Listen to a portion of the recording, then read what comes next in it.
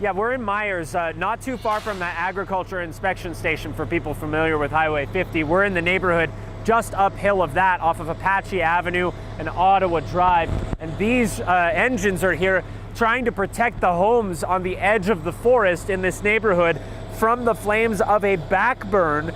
The crews have spent last night and this morning trying to methodically burn out the overgrown trees in the forest behind these homes.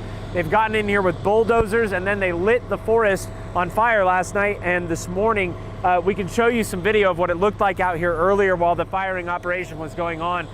We had several hotshot crews in this neighborhood doing that work using drip torches to just lay down a line of fire. And what that allows them to do, is burn the forest in little strips, little chunks, so that it's not all catching on fire at the same time the way it would if the embers were to come in here, wind driven this afternoon and start lighting this neighborhood on its own. That doesn't mean that everything is hunky-dory out here. There is a level of risk that comes with lighting a fire, with fighting fire with fire, and we've seen that play out here today. We didn't lose any structures, but the home that is right here where we're standing, you can hear the smoke detectors going off in it still.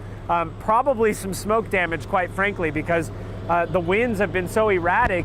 They've shifted from the forest, pushing in the direction of Lake Tahoe from here. Even though when they started those backburns, they had more favorable winds, we've seen that shift maybe start a little bit earlier than they thought. That forced them to make some split decisions. Do we light bigger chunks of the forest on fire than we would normally like to? They decided to go ahead and do that because the fact of the matter is this neighborhood wasn't going to survive if it all went on its own later. So they took that risk, these engines in here, and really doused that house. And they've been doing that work in and around this neighborhood. They've also had embers falling from the backburn. So they've had hotshot crews positioned in and around the streets around here looking for new little starts. We've seen them do it right in front of us. They'll have a little smoke just start up and a guy comes running over with a McLeod and just starts putting it out. That's the kind of work that it's taking to keep these neighborhoods as safe as possible. Even this doesn't guarantee anything, but it gives this neighborhood the best shot that it could have as the Caldor Fire comes roaring further into the basin, guys. Absolutely, Brandon. We are so grateful for those first responders working so hard round the clock. Stay safe. We'll check in with you in just a little bit.